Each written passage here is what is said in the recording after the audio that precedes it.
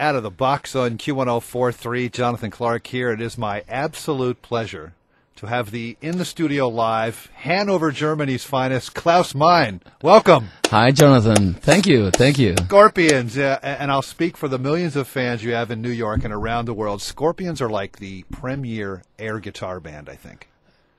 Really? Have you noticed that when you play? Or is everyone going playing air guitar when you play? Yeah, that's true. I mean, when this came out, wasn't there just the worldwide air guitar kind of contest? Yeah, they have those now. Yeah. It's crazy. Well, millions. I'm sure the Scorpions were in there with Rock You Like a Hurricane, No One Like You. Something. Yeah. Millions of albums sold around the world from the band, and you guys always put on amazing concerts. And they say there's nothing like seeing bands like U2 in Dublin, Bob Seger in Detroit, and Scorpions in Germany. You guys pretty much run the country, I hear. Well, I mean, Berlin is such a cool city now. Since the Berlin Wall came down, it changed so much. When you go through East Berlin and I mean, there's so much history there, and it's very exciting. It's a very young and hip city. And you had a sort of defining moment. I guess we were just talking about it before the interview, 1991, Berlin Wall. Yeah. Roger Waters. And talk about that moment for you, what it was like then and what it's like now. Well, actually, back then it was like, or even before the Roger Waters show, you had to bring your passport, if you wanted to make it to East Berlin. Right. In those years. And we all grew up in the shadow of the Berlin Wall. But then in 89, the Berlin Wall came down, and in 91, when the show took place, all you needed was a backstage pass. And that was so cool. And, it changed so much. Now when you go to see Potsdamer Platz next to the Brandenburg Gate, you see apartment buildings, embassies, this whole place where when the show took place, there were like 250,000 people watching the show, and we came out for the first song in a wide stretch limo escorted by Hells Angels, and we played in the flesh, and since the show was on time code, the driver, we had a blonde girl sitting in the limo, right, and she couldn't start the car, and the whole show was on time code. It was like we almost missed the beginning, the opening, but then we made it, and the stage was huge, and it was like a highway, and you get out of this limo in front of 250,000 people, it was fantastic. Oh, man, unbelievable. Now, I heard something about a Russian army vehicle, too, that you actually drove on stage or something, or? Yeah, well, there was a part in the show where they had lots of soldiers involved, and there was so much going on, and there were like army trucks rolling over that stage.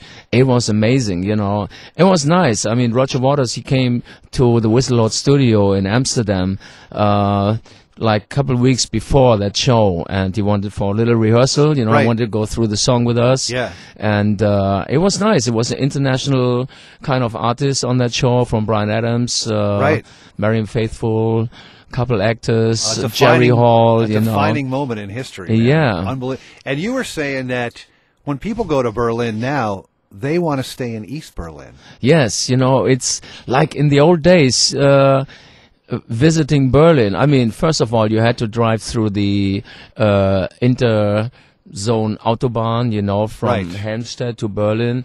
Actually, with this first checkpoint was 100 kilometers away from where we live, in Hanover. And so it was always a beating, because they checked the cars, the soldiers, and I mean, with dogs and everything. Oh, it was a beating to get into West Berlin. It was like an island. And then you wanted to stay, of course, at the Kurfürstendamm, the Kudamm, yeah, which is like the Champs-Élysées in Paris, or Fifth Avenue in New York. Correct. It's the Yeah. major street there, shopping and everything, and nice hotels. And now, when you go to visit Berlin, still people go to the Kudamm, of course, in the West, but the East is so attractive. There's so much history, and when you go east of the Brandenburg Gate, there are many beautiful hotels. Tom Cruise is just making a movie in Berlin. He's staying in my favorite hotel. Wherever we go there, we stay there at the Region in East Berlin, next to the Gendarmenmarkt, it's called. It's a beautiful area, you know, the Friedrichstraße. It's like east of Brandenburg Gate, and you can take a nice walk there. In the summer, it's beautiful. Many shops and stores for shopping, nice cafes to sit outside. In the summer, you know, it's beautiful. And it's lots of history, and it changed so much. It's an exciting city, very hip, very young. Klaus Meine of the Scorpions, and reading up on you guys, the band's been around, is it 40 years, almost? Well, you know, it really depends on. Rudolf Schenker started the band in '65, believe it or not, as a school band, you know. But he named the band Scorpions because he thought it would be like a name everybody in the world could understand. You haven't aged a day, by the way. You know, you look great. Oh, thank you, thank you. What you want to drink, Jonathan? Thank you. Well, you know, and I joined the Scorpions in 71, you know, and that's when we did our first album together. But like in the years before we started as a professional band, you know, I had my own band called the Mushrooms, you know, and I was competing with the Magic Mushrooms. The Magic Mushrooms. I was competing with the Scorpions because they were pretty good already. Yeah. You know, and then I joined Michael Schenker, Rudolf's brother, and we played in a band called Copernicus for a year or two, and we kind of played the same clubs and venues, also in Berlin, actually. There were some cool clubs. In those days, we went from Hanover to Berlin. And then, you know, and the Scorpions, at some point, they left their lead guitar player, and Rudolf asked his brother Michael, and since the Scorpions had no singer, no lead singer, I think it was Rudolf who was singing with his back to the audience, you know. Was too shy. Yeah. I don't know. I have no idea. And then I joined them, and so Michael and myself joined the Scorpions, and then we started pretty much writing our own material, and we recorded our first album. And until to that point, we were all playing like cover versions: Who, Beatles, Stones, Kings, you know, all that. And the rest is history, as they say. Yeah. So you have a new album to talk about, Scorpions' new album. It's called Humanity Hour 1. Now, is this a concept album? It's a concept album, you know. There's a common theme that runs throughout the record, you know. There are 12 songs connected. There's songs like, it's not a storyline, you know, but there's some songs that portray more the darker side of the world, and political and sort of songs slant of to hope. this, or? Well, you know, it's about 10,000 years of humankind, you know, and where are we? We're walking on the edge, you know, and isn't it time to turn around, to find back to the road of humanity, to find back to more love and respect for each other on this planet?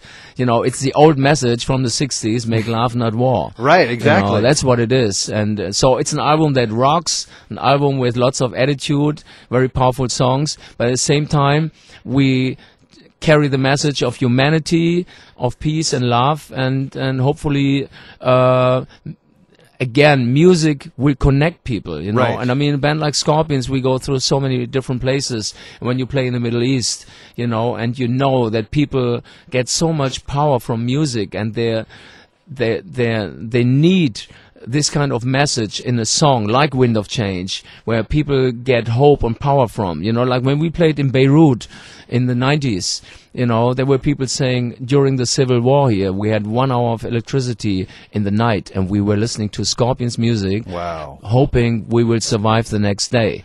You know, their music has a whole lot of different meanings, you know, and it has a very healing and connecting effect on people, and this is what this new album, Humanity, also is all about. Talk about the title track that opens up the CD, Hour 1. Hour 1, yeah, this is a kind of Armageddon scenario, you know, and it's a very modern track, and since John Five was involved, the Marilyn Manson guitar player was involved in the songwriting, and put also a little guitar in there. It's a track that kicks off the album, very powerful, and for a lot of Scorpions fans in a very unexpected way. You know what? It's got that sound of like a show opener. Like that. That's what we do. That's what we do. You do? We really? open the show with that song, and it's perfect. Here on Q1043's Out of the Box, Jonathan Clarke, and it's my pleasure here to have Klaus Meine live in the studio from the Scorpions.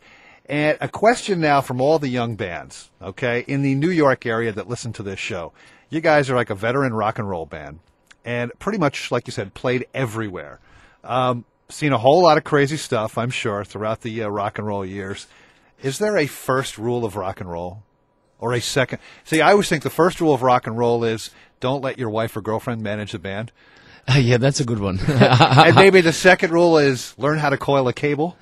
Yeah, well, all of that, I mean, it's very true. When we started, you really had to figure out how to put up your bloody equipment there, Right. know,